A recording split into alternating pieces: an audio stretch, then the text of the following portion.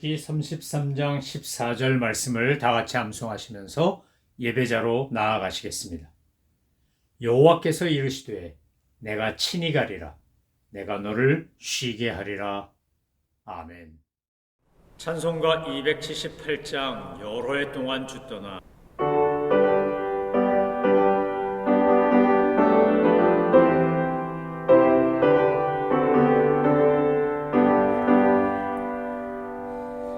여러 해 동안 주 떠나 세상 연락을 즐기고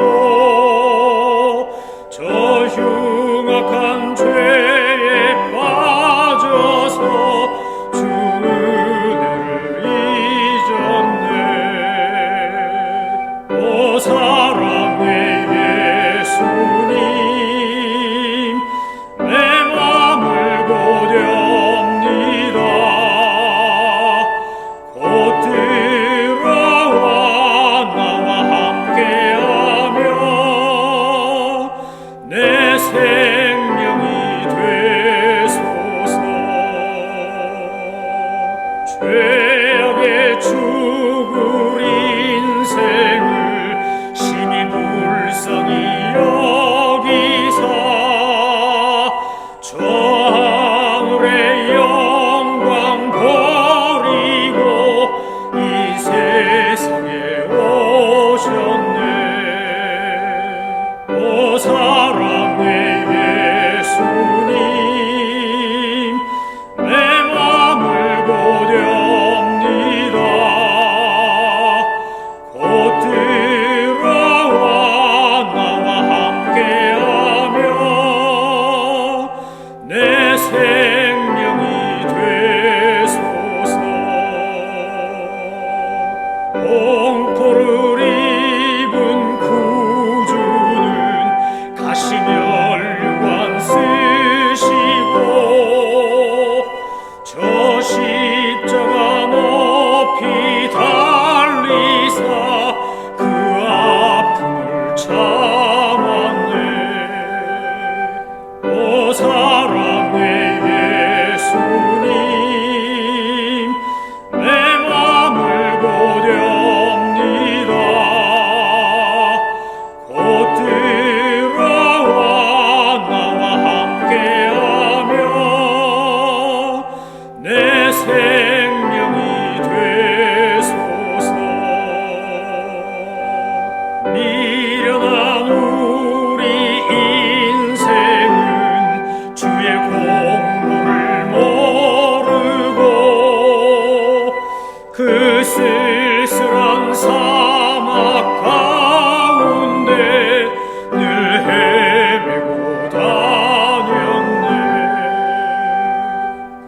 오 사랑의 예수님,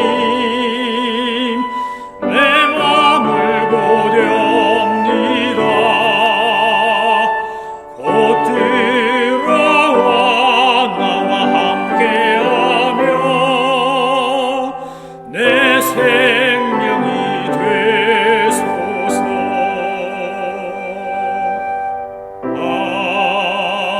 아멘.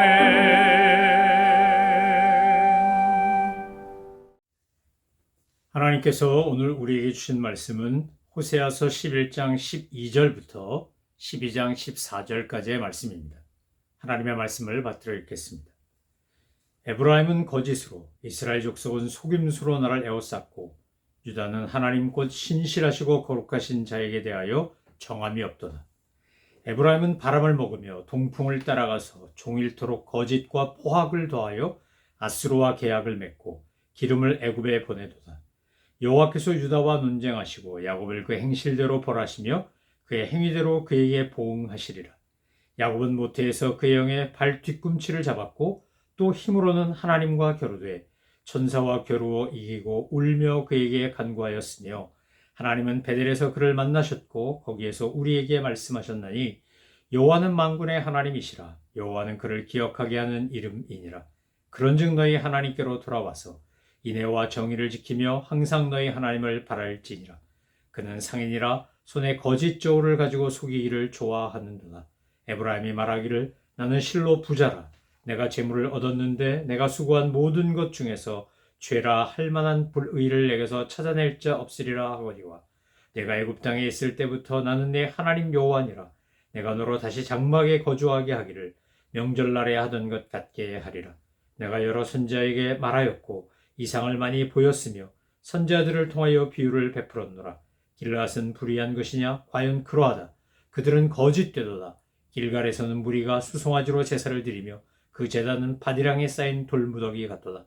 야곱이 아람애들로 도망하였으며 이스라엘이 아내를 얻기 위하여 사람을 섬기며 아내를 얻기 위하여 양을 쳤고 여호와께서는 한 선지자로 이스라엘 애굽에서 인도하여 내셨고 이스라엘이 한 선지자로 보호받았거늘 에브라임이 경노하게 함이 극심하였으니 그의 주께서 그의 피로 그의 위에 머물러 있게 하시며 그의 수치를 그에게 돌리시리라.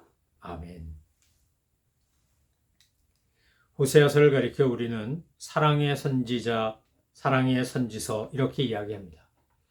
호세아가 고멜이라고 하는 부정한 여인을 아내로 맞이하여 정말 말이 안 되는 너무나 기가 막힌 가정생활을 했기 때문일 것이고 그 관계가 하나님과 이스라엘의 관계를 상징하는 것이기 때문입니다. 그런데 오늘 본문에 보면 호세아서 11장 12절부터 이제 14장 14절까지의 말씀에 보면 하나님께서 호세아를 통해 이스라엘 백성들에게 준열하게 꾸짖으시며 그들에게 여호와께 하나님께 돌아오라고 요구하는 것을 보게 됩니다. 에브라임은 거짓으로 이스라엘 족속은 속임수로 나를 에워쌌다. 하나님이 이렇게 탄식하며 호세아를 통하여 이스라엘 백성들을 질책합니다. 유다는 하나님 곧 신성하시고 신실하시고 거룩하신 자에 대하여 정함이 없다 이렇게 말합니다. 두 마음을 품고 한쪽에는 바알을 한쪽에는 하나님을 섬기는 이런 위선적이고 이중적인 태도에 대해 11장 12절은 바로 거짓으로 속임수로 정함이 없는 마음으로 대한다고 표현하고 있는 것입니다. 그래서 에브라임은 바람을 먹고 동풍을 따라가며 종일토록 거짓과 포악을 더하고 아수르와 계약을 맺고 기름을 애굽에 보냈다고 이렇게 표현하면서 그들이 하나님이 아닌 애굽이나 아수르를 의지하고 그러면서 포악하고 난폭한 거짓으로 가득 찬 정권을 유지하고 있었다고 말합니다. 하나님은 결코 불의와 악을 허락하시는 분이 아닙니다. 그래서 불의하고 악을 행하고 죄를 범하면 하나님 반드시 징계하시고 심판하시는 분입니다. 그런데 이 호세아서 12장에서 호세아는 하나님의 이름을 세 종류의 이름을 등장시켜서 하나님의 하나님 되심을 하나님의 본질과 속성을 우리에게 설명합니다. 하나님의 이름이라고 하는 것, 저와 여러분이 알고 있는 하나님의 이름, 내가 경험한 하나님의 이름은 무엇입니까? 아브라함은 모리아산에 올라가서 이삭과 함께 여호와 일의 하나님을 경험합니다. 모세와 여호수아는 여호와 니스의 하나님을 경험합니다. 우리가 상황과 조건에 따라 다 다르지만 결국 우리가 붙잡고 의지하고 사는 것은 바로 하나님의 이름, 바꾸어 말하면 하나님의 속성, 하나님의 본질입니다. 우리가 인간관계를 맺을 때도 상대방에게 제 이름은 뭡니다 라고 설명하는 것은 결국 나는 이런 사람입니다. 나는 이런 존재입니다. 나는 이런 인격체입니다 라고 표현하는 것과 같습니다. 그래서 내 이름 석자가 정말 중요하다고 여기는 것은 그 이름이 가진 값어치, 가치 때문인 것입니다. 하나님은 하나님의 이름으로 지금 이스라엘 백성들에게 북이스라엘 남유다에게 말씀하시는 겁니다. 여호와께서 유다와 논쟁하시고 야곱을 그 행실대로 벌하시며 그 행위대로 보응하실 거라고 말씀하십니다. 하나님은 공의 하나님이기 때문에 그들이 잘못하고 거짓 행위한 것을 결코 내버려 두지 않는다는 겁니다. 그런데 그 야곱이 모태에서 그 영의 발 뒤꿈치를 잡고 또 힘으로는 여호와께 겨루고 천사와 겨루 이기고 그러면서도 울며 그에게 간구하여 하나님이 베델에서 그를 만나 주심으로 말미암아 이스라엘이 되는 이름이 바뀌는 놀라운 역사가 있지 않았습니까? 창세기에 나오는 이 사건은 결국 야곱이 온갖 간교한 생각, 자기의 수단, 자기의 방법을 동원하여 욕심을 부리고 사기를 치고 별짓을 다 하지만 결국 그가 혼에 몰렸을 때 세겜 족속과 거짓 사돈을 맺고 자기 아들들이 들어가서 그 세겜 족속의 청년들을 다 죽이고 세겜도 죽이고 그러면서 할례의 의미도 퇴색시키고 결국 자기들의 욕망을 채우기 위한 수단과 도구로 하나님이 주신 이 놀라운 언약의 표징을 남용하는 것을 보고 야곱은 정말 야곱답게, 어떻게 보면 너무나 비열한 사람답게 아들들의 미래와 생명을 염려하는 게 아니라 자기가 죽을까봐 안달복달을 하면서 아들들에게 야단 난리를 치지 않습니까? 그때 하나님이 그를 다시 베델로 부르십니다. 여러분, 야곱의 베델 사건을 오늘 호세아가 인용하는 이유는 이스라엘이 지금 북이스라엘 남유다가 패망할 수밖에 없는 죄를 짓고 그들이 타락했음에도 불구하고 하나님은 그들을 포기하지 않고 야곱을 베델로 부르신 것처럼 그들을 회복시킬 거라는 메시지를 전하기 위함입니다. 오늘 우리의 삶도 마찬가지입니다. 우리가 하나님 앞에서 가증한 짓을 하고 패역한 짓을 하고 하나님 보실 때 옳지 않은 것을 해서 징계와 심판을 받는다 할지라도 하나님은 우리를 포기하지 않습니다. 우리가 11장에서 본 것처럼 뭐라고 말씀하십니까? 8절에 이렇게 말씀하셨지요. 에브라임이여 내가 어찌 너를 놓겠느냐, 이스라엘이여 내가 어찌 너를 버리겠느냐. 하나님은 에브라임을, 이스라엘을 포기하지 않는다는 겁니다. 내 마음이 내 속에서 돌이켜 나의 긍휼이 온전히 불붙듯 하도다. 하나님의 그 헤세드, 그 인애, 긍휼, 자비, 신약 성경에서 은혜로 해석하는, 표현하는 말이 가장 맞는 그 헤세드는 그들이 잘못했음에도 불구하고, 범죄했음에도 불구하고 그들을 사랑하는 하나님의 사랑 때문에 끊어지지 않는다는 겁니다. 여호와는 만군의 하나님이시라, 여호와는 그를 기억하게 하는 이름이니라. 그런즉 너의 하나님께로 돌아와서 인애와 정의를 지키며 항상 너의 하나님을 바랄지니라. 호세아가 이스라엘 백성들에게, 북이스라엘 남유다에게 전했던 메시지는 바로 5절과 6절에 나오는 바로 이겁니다. 너희가 야곱 같아.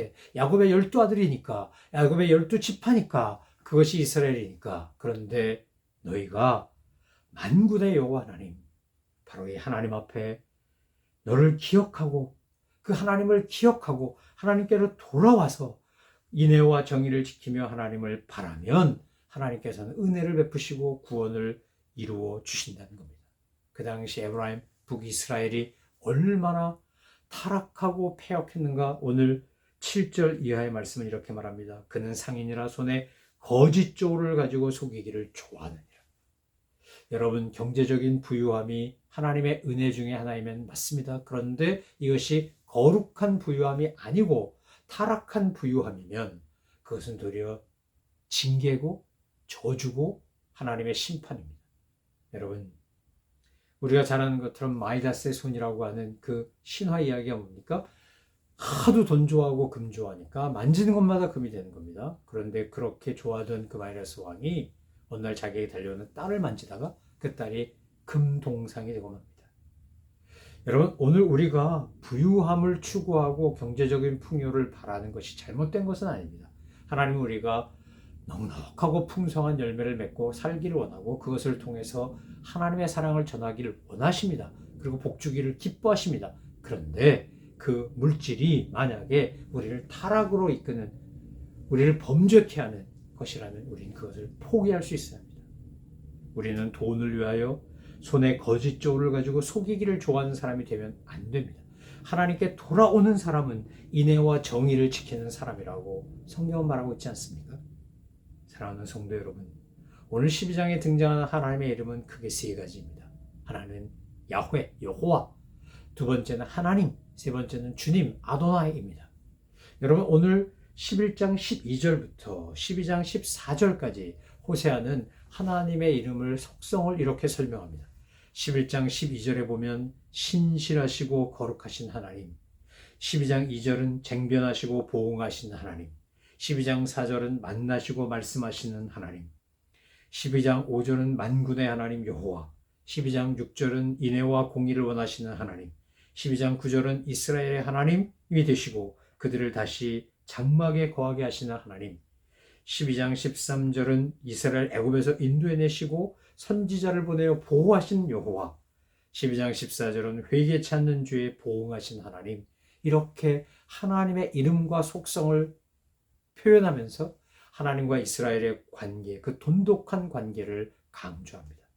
여러분, 호세아서가 우리에게 전하고 있는, 호세아 선자가 우리에게 계속해서 강조하는 것이 무엇입니까? 여호와께 돌아가자는 겁니다. 여호와께 돌아가서 여호와를 힘써 알고 그의 자비와 긍휼과 인애를 알고 인애와 정의를 행하며 살자는 것입니다. 하나님은 여러 선지자에게 말씀하셨고 이상을 보여주셨고 그리고 선지자들을 통하여 비유를 베풀어 주셨지만 이스라엘 백성들이 끝끝내 그 길에서 돌아오지 않으면, 여호와께 돌아오지 않으면 결국은 징계를 당하고 망할 수밖에 없다는 겁니다. 여러분, 오늘 우리의 삶에도 마찬가지입니다. 하나님은 우리가 실수하고 범죄하고 타락한다 할지라도 우리를 포기하거나 버리는 분은 아닙니다. 그리고 우리에게 하나님의 말씀을 들려주십니다. 성경을 통해, 찬양을 통해, 기도를 통해, 목회자를 통해, 설교를 통해, 간증을 통해, 성경 공부를 통해 끊임없이 상황과 환경을 통해 말씀하십니다. 하나님의 말씀은 무엇입니까? 나는 만군의 여호와 하나님이다. 너를 기억하는 하나님, 내가 나를 기억해야 될 하나님이다. 그런즉 나 하나님께 돌아오라. 인애와 정의를 지키고 나를 팔아라. 이것이 하나님이 우리에게 원하시는 것입니다. 사랑하는 성도 여러분, 우리가 이 땅을 살아가는 동안 사탄은 끊임없이 우리를 타락하고 범죄하여 하나님과 멀리 떨어진 관계가 되도록 충동질합니다. 그런데 우리가 정말 하나님을 알고 하나님에 대한 지식이 많아지고 힘써 알아가면 알아갈수록 깨닫는 것은 무엇입니까? 하나님은 우리에게 거룩과 순결을 요구하시고 정결함을 요구하시고 하나님을 닮아가기, 예수님을 따라하기를 원하신다는 겁니다. 오늘 저와 여러분 안에는 하나님도 믿고 세상도 취하는 혼합주의가 혹시 꽉 차 있는 것은 아닙니까? 그 당시 이스라엘이 가지고 있었던 태도가 바로 그것이었습니다. 하나님께 올려야 될 예배와 경배를 바알에게, 가나안의 토착신에게, 왜냐하면 바알이 대지의 신이라서 풍요로운 농산물을 제공하니까 그 바알을 섬기는, 그런데 섬기는 바알을 섬기는데 하나님 섬기는 것처럼 하는 이런 야훼 신앙의 바알화라고 하는 겁니다. 여러분, 오늘 우리 안에도 이런 혼합주의적 태도와 자세가 정말 많이 있습니다.